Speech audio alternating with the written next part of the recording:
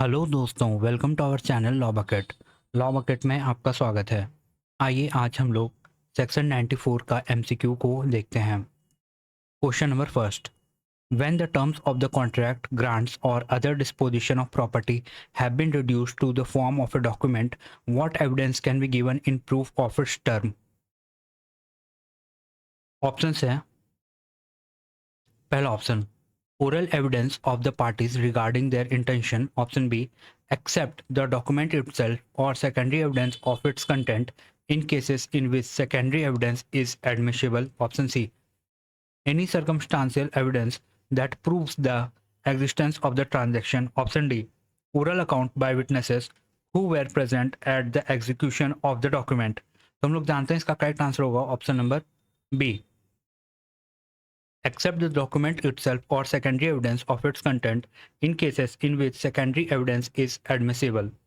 आइए अब हम लोग इसका एक्सप्लेनेशन देख लेते हैं। यह कोर बेस्ट एविडेंस रूल है। इसका मतलब है कि अगर आपने किसी डील को राइटिंग में लिख दिया है तो वही पेपर उस डील का बेस्ट प्रूफ है। सिर्फ विटनेसेस लाकर यह नहीं बता सकते कि डील क्या थी जब तक लॉ सेकेंडरी एविडेंस जैसे ओरिजिनल लॉस्ट होने पर सर्टिफाइड कॉपी यूज करने की परमिशन ना दे दे। आइए अब हम लोग क्वेश्चन नंबर 2 की ओर चलते हैं। In which of the following cases does the rule excluding oral evidence apply under this section? हमारे ऑप्शंस हैं। पहला option, only when parties voluntarily choose to write a contract, grant or disposition of property. Option B, only in cases where the matter is required by law to be reduced to the form of a document.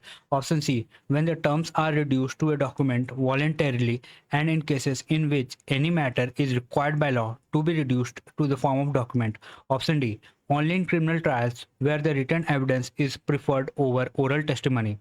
तो हम लोग जानते हैं इसका correct answer होगा option number C, when the terms are reduced to a document voluntarily and in cases in which any matter is required by law to be reduced to form the government to form the document. आइए अब हम लोग इसका explanation देख लेते हैं। Law दो situations cover करता है। पहला, जब पार्टी खुद अपने डील को राइटिंग में लिखती है। दूसरा, जब लॉ उन्हें राइटिंग में डील करना कंपलसरी बताता है, जैसे रजिस्टर्ड लैंड सेल। दोनों सिचुएशन में ओरल बातें डॉक्यूमेंट्स की जगह नहीं ले सकता है। आइए अब हम लोग क्वेश्चन नंबर 3 की ओर चलते हैं। If a public officer is required by law to be appointed in writing and it is shown that a particular person has acted as such officer. आइए अब हम लोग इसका ऑप्शंस देख लेते हैं। पहला ऑप्शन है, the writing by which he is appointed must still be strictly proved in all circumstances. Option B, the writing by which he is appointed need not to be proved. Option C, oral evidence of his appointment ceremony must be proved. Option D, the appointment is deemed void unless the original document is produced. तो हम लोग जानते हैं इसका correct answer होगा option number B, the writing by which he is appointed need not to be proved. आइए अब हम लोग इसका एक्सप्लेनेशन देख लेते हैं। इसका एक्सप्लेनेशन ये है कि ये एक प्रैक्टिकल शॉर्टकट है कि अगर कोई ओपिनियन पब्लिक ऑफिसर के रूप अगर कोई ओपनली पब्लिक ऑफिसर के रूप में काम कर रहा है, जैसे मजिस्ट्रेट या पुलिस कमिश्नर, तो कोर्ट प्रिज्यूम करता है कि उसका अपॉइंटमेंट ऑफिशियली हुआ है। उसका ओरिजिनल अपॉइंटमेंट लेटर कोर्ट में लाने की जरूरत नहीं होती है।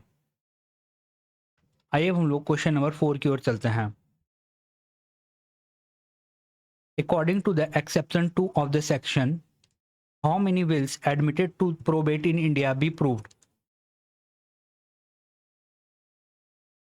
मीन्स ये क्वेश्चन ये है, according to exception 2 of the section 94, how wills may be proved, how may wills admitted to be probate in India be proved? इसका ऑप्शन है। Option A, by calling the attesting witness to the court. Option B, by proving the handwriting of the testator. Option C, wills admitted to probate in India may be proved by probate. Option C, bye producing the original will only as secondary evidence is strictly barred. तो correct answer होगा option number C, wills admitted to probate in India may be proved by the probate. तो आइए अब हम लोग इसका explanation देख लेते हैं। प्रोबेट एक विल का ऑफिशियली सर्टिफाइड कॉपी होता है जिसे कोर्ट ने पहले ही जेन्युइन वेरीफाई कर चुका होता है। इसलिए विल प्रूफ करने के लिए सिर्फ सर्टिफाइड प्रोबेट कॉपी को यूज किया जा सकता है, ओरिजिनल विल ढूंढने की जरूरत नहीं होती है।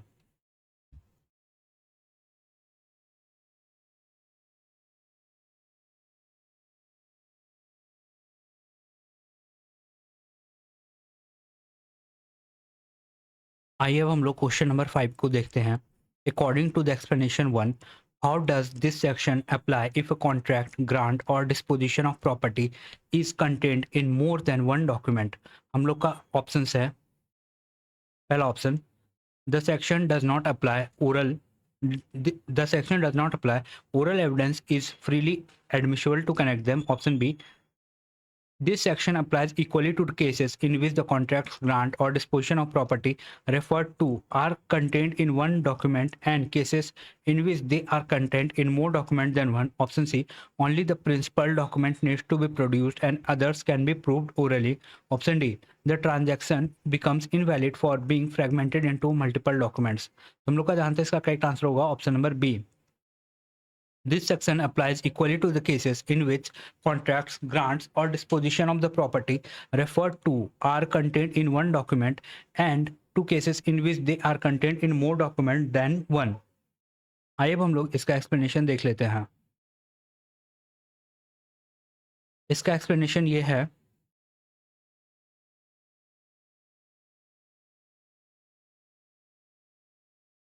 कभी कभी एक ही कॉन्ट्रैक्ट, ईमेल्स, लेटर्स या अलग अलग पेजेस में लिखा होता है, फिर भी रूल सेम रहता है। सिर्फ इसलिए ओरल एविडेंस नहीं दिया जा सकता क्योंकि कॉन्ट्रैक्ट एक पेपर के बजाय कई पेपर्स में लिखा गया है।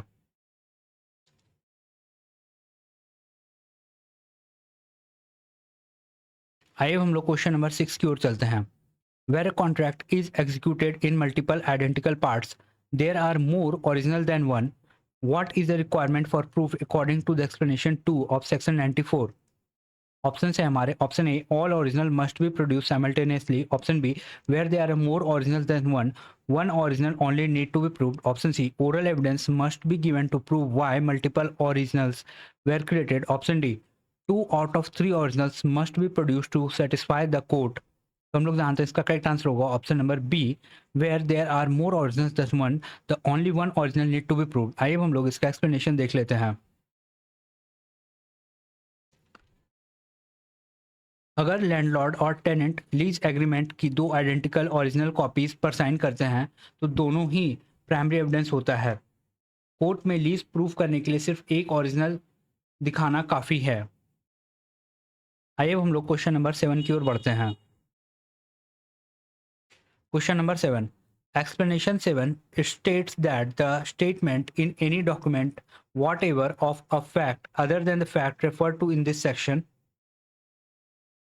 ऑफ सेक्शन 94, हम लोग को ऑप्शन है, पहला option, shall completely preclude the admission of a oral admission evidence to the same fact. Option B, shall not preclude the admission of the oral evidence as to the same fact. Option C, must be proved strictly by secondary evidence only. Option D, make the entire document inadmissible if oral evidence is introduced. तो हम लोग जानते हैं इसका correct answer होगा option B, shall not preclude the admission of oral evidence as to the same fact. आइए हम लोग क्वेश्चन नंबर 7 का एक्सप्लेनेशन देख लेते हैं। यह सेक्शन सिर्फ डील की मेन टर्म्स जैसे प्राइस, प्रॉपर्टी डिटेल्स आदि को प्रोटेक्ट करता है। अगर डॉक्यूमेंट में किसी एक्सटर्नल फैक्ट का मेंशन है जो कि ट्रांजैक्शन का टर्म नहीं है तो उस फैक्ट को ओरल एविडेंस से प्रूफ किया जा सकता है।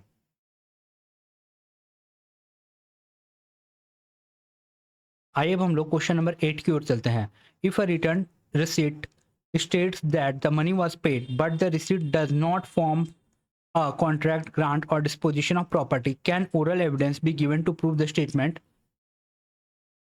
आइए अब हम लोग इसका एक्सप्लेनेशन ऑप्शंस देख लेते हैं। पहला option A, no because the fact of payment is reduced to a document. Option B, yes because the statement of a fact other than the terms of the grant, contract, grant or the property disposition does not preclude oral evidence. Option C, no because document always override oral evidence under this section. Option D, yes but only if the original receipt has been destroyed or lost. तो हम लोग तो जानते हैं इसका correct answer होगा option number B, yes because the statement of fact other than the terms of the contract, grant or property disposition does not preclude oral evidence. आइए अब हम लोग इसका एक्सप्लेनेशन देखते हैं.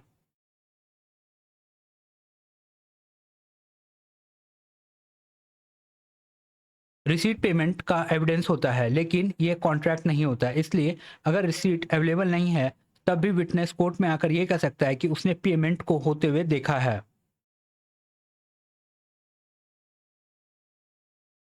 आइए अब हम लोग इलस्ट्रेशंस की ओर चलते हैं. पहला illustration, if a contract is contained in a several letters, all the letters in which it is contained must be proved. Question number 9. If a contract be contained in several letters, what is the requirement for the proving of its term? पहला option है option A, only the final letter containing the acceptance must be proved. Option B, all the letters in which it is contained must be proved. Option C, oral evidence of the contents of the letters may be given to save the court's time. Option D, any one of the letters containing in material term is sufficient to be proved. तो हम लोग तो जानते हैं इसका correct answer होगा option number B, all the letters in which it is contained must be proved. आइए अब हम लोग इसका एक्सप्लेनेशन देख लेते हैं. अगर पूरा एग्रीमेंट अलग अलग लेटर्स में लिखा हुआ है तो कंप्लीट डील प्रूफ करने के लिए सभी लेटर्स कोर्ट में प्रोड्यूस करना होगा. एक भी लेटर मिसिंग हुआ तो कॉन्ट्रैक्ट का एक हिस्सा मिसिंग माना जाएगा.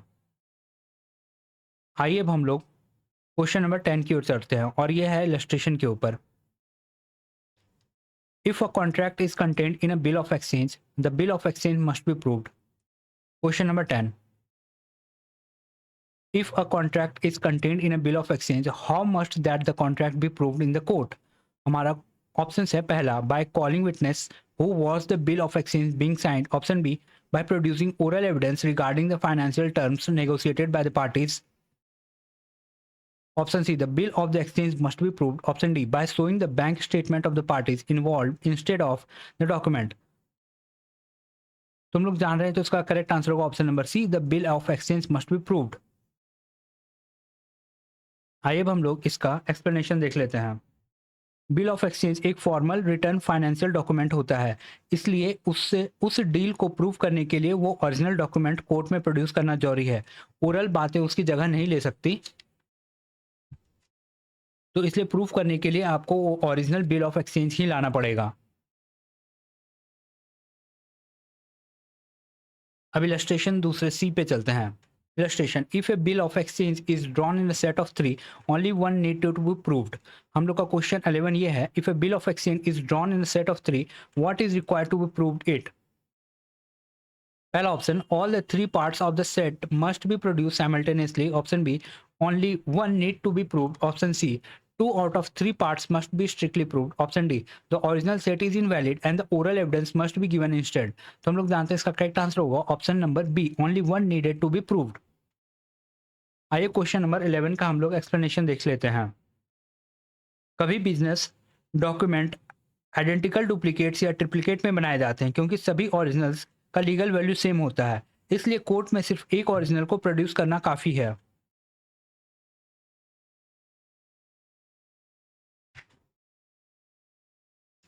आइए अब हम लोग नेक्स्ट इलस्ट्रेशन पे चलते हैं. इलस्ट्रेशन है, a contract is in writing with B for the delivery of indigo upon certain terms. The contract mentions the fact that B has paid A the price of other indigo contracted for verbally on other occasion. Oral evidence is offered that no payment was made for other indigo. The evidence is admissible. आइए अब हम लोग इसका question पढ़ते हैं. Question number 12. A contract in writing with B for the delivery of indigo upon certain terms. The contract mentions that the fact that B had paid A the price of other indigo contracted for verbally on other occasion. If oral evidence is offered that no payment was made for the other indigo, is such evidence admissible? तो आइए अब हम लोग इसका option देख लेते हैं. पहला ऑप्शन है, the evidence is inadmissible because it contradicts a written contract. Option B, the evidence is admissible. Option C, the evidence is inadmissible unless both the party give written consent to modify the document. Option D, the evidence is admissible only to prove the terms of the current written indigo contract. तो हम लोग जानते हैं इसका correct answer होगा option number B, the evidence is admissible. आइए अब हम लोग इसका एक्सप्लेनेशन देख लेते हैं. Return contract new Indigo delivery के बारे में है। पुराना वर्बल पेमेंट का मेंशन सिर्फ एक एक्सटर्नल फैक्ट है, करंट कॉन्ट्रैक्ट का टर्म नहीं है, इसलिए ओरल एविडेंस देकर यह प्रूफ किया जा सकता है कि पेमेंट कभी हुआ ही नहीं था। आइए अब हम लोग इलस्ट्रेशन नंबर ई पे चलते हैं। Illustration, A gives B a receipt of money paid by B. Oral evidence is offered for the payment, the evidence is admissible. Question number 13 है, A gives B a receipt for the money paid by B. If oral evidence is offered of the payment, what is its legal admissibility? Option A, the evidence is inadmissible because a written receipt already exists. Option B, the evidence is inadmissible unless the receipt is proven to be lost or destroyed. Option C, the evidence is admissible. Option D, the evidence is inadmissible as oral testimony cannot prove a financial transaction. तो हम लोग जानते हैं इसका correct answer होगा option number C, the evidence is admissible. आइए अब हम लोग इसका एक्सप्लेनेशन देख लेते हैं। कभी बिजनेस डॉक्यूमेंट, क्वेश्चन नंबर का 13 का एक्सप्लेनेशन ये है कि रिसिप्ट सिर्फ पेमेंट रिसीव होने का रिटर्न एक्नॉलेजमेंट है, यह कॉन्ट्रैक्ट, ग्रांट या प्रॉपर्टी ट्रांसफर नहीं है, इसलिए पेपर ना होने पर भी विटनेस ओरल एविडेंस दे सकता है कि उसने पेमेंट होते हुए देखा है।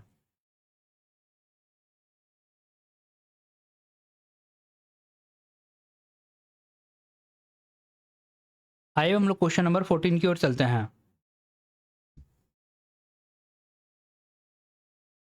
When a document has been proved according to the previous section, for what purpose is evidence of an oral evidence agreement or statement excluded between the parties or their representatives? Options है, for the purpose of explaining ambiguous terms or clarifying typographical errors. Option B, for the purpose of contradicting, varying, adding or subtracting from its term. Option C, for the purpose of identifying the parties or proving their signatures. Option D, for the purpose of showing historical backgrounds of the negotiation. तो हम लोग जानते हैं इसका correct answer होगा option number B, for the purpose of contradicting, varying, adding to or subtracting from its term. आइए अब हम लोग इसका एक्सप्लेनेशन देख लेते हैं। जब कॉन्ट्रैक्ट राइटिंग में आ जाता है और कोर्ट में प्रूव हो जाता है तो लॉ से फाइनल मान लेता है। पार्टीज पुरानी कन्वर्सेशंस लाकर कॉन्ट्रैक्ट को चेंज, कॉन्ट्रडिक्ट, ऐड या सब्ट्रैक्ट नहीं कर सकती। आइए हम लोग क्वेश्चन नंबर 15 की ओर चलते हैं। Under the first proviso, what facts may be prove to affect a document? पहला ऑप्शन है, any oral agreement that was made at the exact same time as the signing of the document. Option b, any fact may be proved which would invalidate any document or which would entitle any person to any decree or order relating thereto. Option C, only facts that are written down in subsequent official letters between the parties. Option D, no facts ever be proved if they challenge the validity of a written document. आइए अब हम लोग इसका correct answer देखते हैं। इसका correct answer है option number B, any fact may be proved which would invalidate any document or which would entitle any person to any decree or order relating thereto. आइए अब हम लोग इसका एक्सप्लेनेशन देख लेते हैं। लॉ किसी रिटर्न कॉन्ट्रैक्ट को प्रोटेक्ट नहीं करेगा अगर वो फ्रॉड या किसी लीगल डिफेक्ट की वजह से बना हो, इसलिए आउटसाइड एविडेंस लाकर ये प्रूफ किया जा सकता है कि डॉक्यूमेंट लीगली बाइंडिंग ही नहीं है।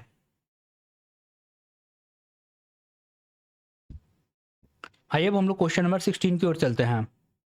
Which of the following is explicitly listed under the first proviso as a ground that may invalidate a document or entitle a person to a decree?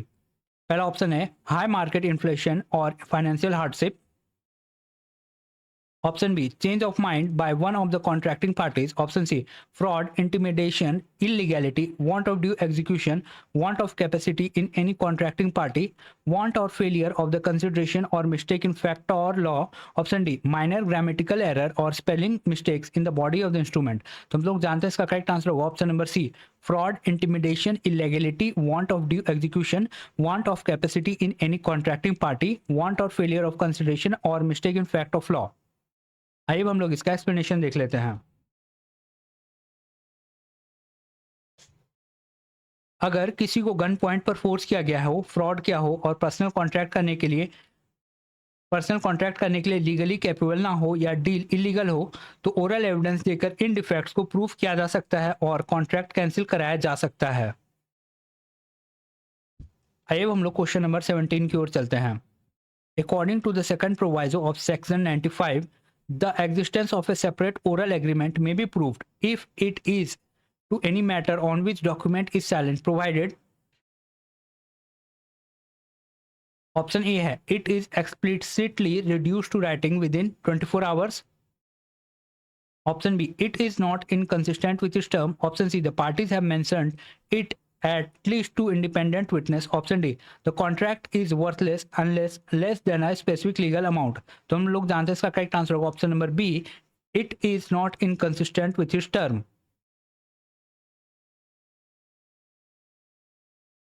आइए हम लोग इसका एक्सप्लेनेशन देखते हैं। अगर रिटर्न डॉक्यूमेंट किसी पर्टिकुलर डिटेल्स के बारे में साइलेंट है तो उस डिटेल के बारे में ओरल एग्रीमेंट प्रूफ किया जा सकता है, बस कंडीशन यह है कि रिटर्न टर्म्स को कॉन्ट्रडिक्ट ना करे। आइए हम लोग क्वेश्चन नंबर 18 की ओर बढ़ते हैं। When deciding whether a separate oral agreement on a matter where the document is silent can be proved, what must the court have regard to? पहला हम लोग का ऑप्शन है the financial status and net worth of the parties. Option B the degree of formality of the document. Option C the time of the day when the contract was executed. Option D the gender और age of the representative in interest. तो हम लोग जानते हैं इसका correct answer होगा option number B the degree और formality of the document.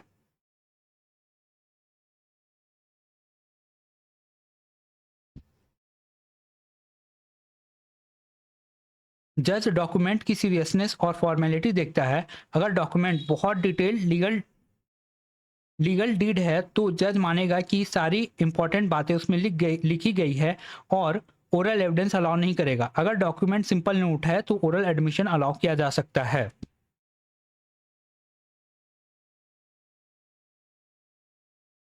आइए हम लोग क्वेश्चन नंबर 19 की ओर बढ़ते हैं। Under the third proviso of section 95, what type of separate oral agreement may be proved regarding the obligations under a contract, grant और disposition of the property. तो हम लोग जानते हैं इसका पहला मतलब इसका ऑप्शन देख लेते हैं।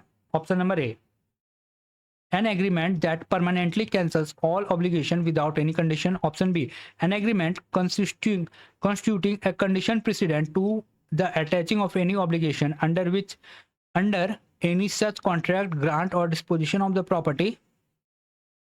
Option C an agreement made by a third party who is completely unrelated to the contract. Option D an agreement that changes the venue of the dispute resolution.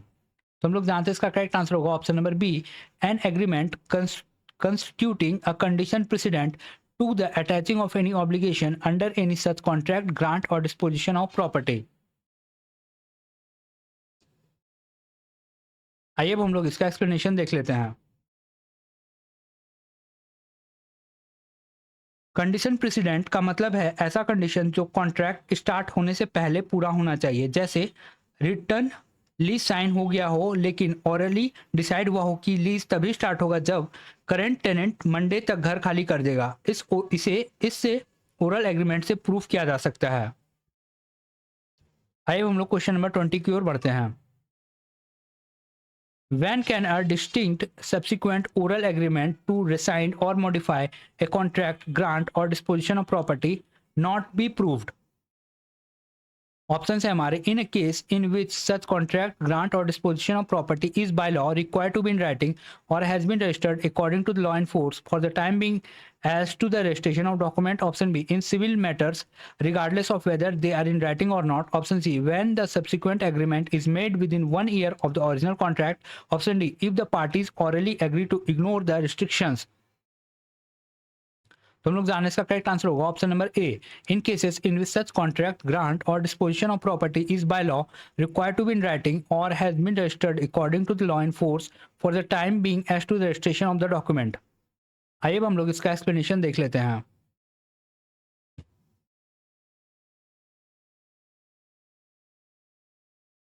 Parties contract sign करने के बाद orally उसे cancel या modify कर सकती है, लेकिन अगर लॉ कहता है कि कॉन्ट्रैक्ट राइटिंग में ही होना चाहिए या कॉन्ट्रैक्ट रजिस्टर्ड है तो उसे सिर्फ ओरल बातों से कैंसिल या चेंज नहीं किया जा सकता, रिटर्न फॉर्म में उसे होना जरूरी है।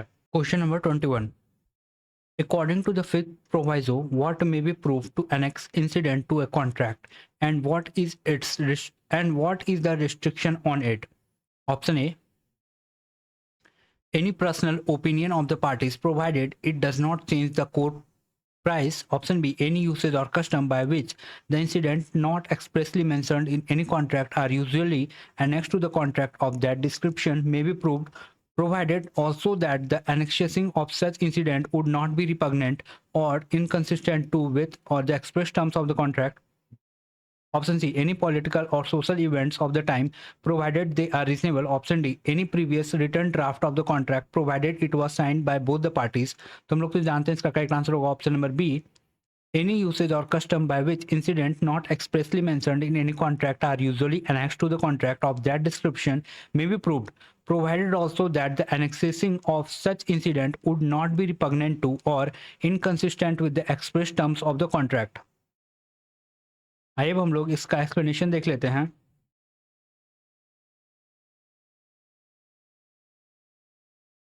हर इंडस्ट्री या मार्केट के अपने अनरिटर्न कस्टम्स या यूसेज होते हैं. अगर कोई स्पेसिफिक ट्रेड कस्टम उस टाइप की डील पर ऑटोमेटिक अप्लाई होता है तो उसे कोर्ट में प्रूव किया जा सकता है, चाहे वो कॉन्ट्रैक्ट में लिखा ना हो, लेकिन यह कस्टम कॉन्ट्रैक्ट का क्लियर रिटर्न टर्म्स को कॉन्ट्रडिक्ट नहीं कर सकता है. आइए अब हम लोग क्वेश्चन नंबर 22 की ओर बढ़ते हैं.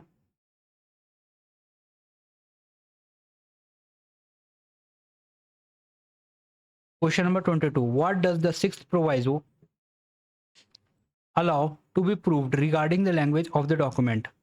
ऑप्शन है हमारे six proviso of section 95. Option A: any fact which shows that the language was written under a mistaken identity. Option B: any fact may be proved which shows that in what manner the language of the document is related to the existing fact. Option C: any oral agreement that completely replaces the written language with a different language. Option D: only facts that prove the written language is completely meaningless. तो हम लोग जानते हैं इसका correct answer होगा option number B: any fact which may be proved which shows in what manner the language of a document is related to the existing facts. आइए अब हम लोग इसका इलस्ट्रेशन देखते हैं, मतलब आंसर एक्सप्लेनेशन देखते हैं. पेपर पर लिखे वर्ड्स का रियल वर्ड्स में सेंस बनना चाहिए. यह रूल बैकग्राउंड्स फैक्ट्स लाने की परमिशन देता है ताकि ये दिखाया जा सके कि डॉक्यूमेंट की लैंग्वेज रियल सिचुएशन पर कैसे अप्लाई होता है. अगर कॉन्ट्रैक्ट में लिखा हो रामपुर वाला मेरा हाउस और आपके पास रामपुर में 2 हाउस हैं, तो एविडेंस देकर बताया जा सकता है कि इस हाउस की बात हो रही है. आइए अब हम लोग इलस्ट्रेशंस के ऊपर क्वेश्चन देखते हैं. इलस्ट्रेशन: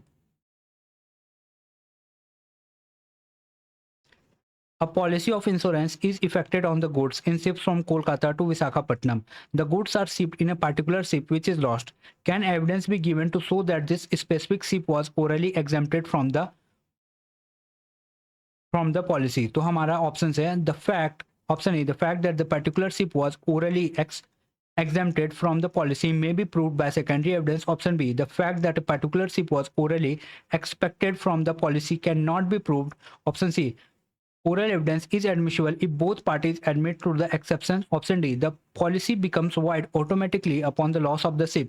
तुम तो जानते हैं इसका करेक्ट आंसर होगा option number B: the fact that the particular ship was orally expected from the policy cannot be proved. आइए अब हम लोग इसका एक्सप्लेनेशन देख लेते हैं.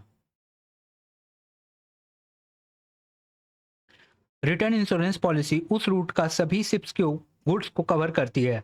ओरल कन्वर्सेशंस लाकर किसी एक शिप्स को उस रिटर्न लिस्ट से बाहर नहीं किया जा सकता, क्योंकि इससे रिटर्न टर्म्स चेंज हो जाएंगे.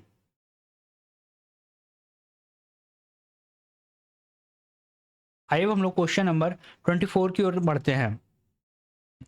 A agrees absolutely in writing to pay B 1,000 rupees on the 1st of March 2023. What is the legal admissibility of a simultaneous oral statement stating that the money should be not be paid till the March 31st, 2023? हमारे options हैं. Option A: the fact that at the same time an oral agreement was made that the money should not be paid till 31st March may be proved to show the real intention. Option B: the oral agreement is admissible as condition precedent. Option C: the fact that at the same time an oral agreement was made that the money should not be paid till 31st March cannot be proved. Option D: the return dates can always be extended by oral consent under this section. तो हम लोग जानते हैं इसका correct answer होगा option number C: that it cannot be proved. आइए अब हम लोग इसका एक्सप्लेनेशन देख लेते हैं।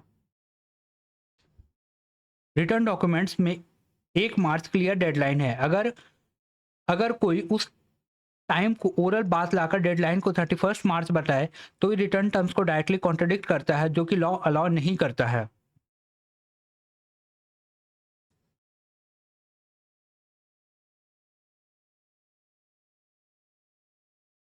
आइए अब हम लोग क्वेश्चन नंबर 25 की ओर चलते हैं। An estate called Rampur Tea Estate is sold by a deed which contains a map of the property sold. Can oral evidence be given to show that the land not included in the map was meant to pass by the deed? तो हमारा options है। Option A, the fact that the land not included in the map had always been regarded as a part of the state and was meant to pass by the deed may be proved. Option B, the map is treated as a directory only and oral boundaries can be proved. Option C, the fact that the land not included in map had always been regarded as a part of the state and was meant to pass by the deed cannot be proved. Option D, the deed is void for ambiguity and fresh oral evidence can be given. तो हम लोग जान रहे हैं इसका correct answer होगा option number C, the fact that the land is not included in the map had always been regarded as the part of state was meant to pass by the deed can not be proved. आइए अब हम लोग इसका explanation देख लेते हैं। Return deed में property boundaries को एग्जैक्ट मैप दिया गया है। ओरल एविडेंस देकर एक्स्ट्रा लैंड ऐड नहीं किया जा सकता जो मैप में क्लियरली इंक्लूडेड नहीं है, क्योंकि इससे रिटर्न डॉक्यूमेंट में नई प्रॉपर्टी ऐड हो जाएगी। आइए अब हम लोग नेक्स्ट क्वेश्चन की ओर बढ़ते हैं। Question number 26।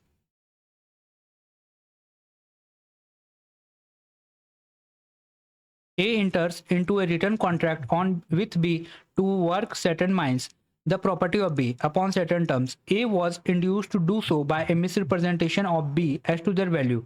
Is this fact admissible in evidence? Option A, this fact cannot be proved as it varies the written terms of the mine contract. Option B, this fact may be proved. Option C, only written proof of misrepresentation is admissible. Option D, the contract is automatically valid and cannot be challenged on the oral grounds. तो जान रहे हैं हम लोग इसका correct answer होगा option number B, the fact may be proved. आइए हम लोग इसका एक्सप्लेनेशन देख लेते हैं।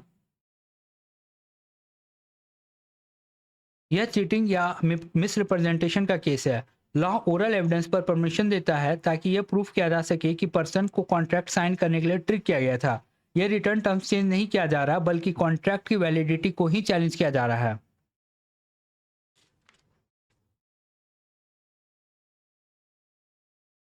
आइए अब हम लोग नेक्स्ट क्वेश्चन की ओर चलते हैं।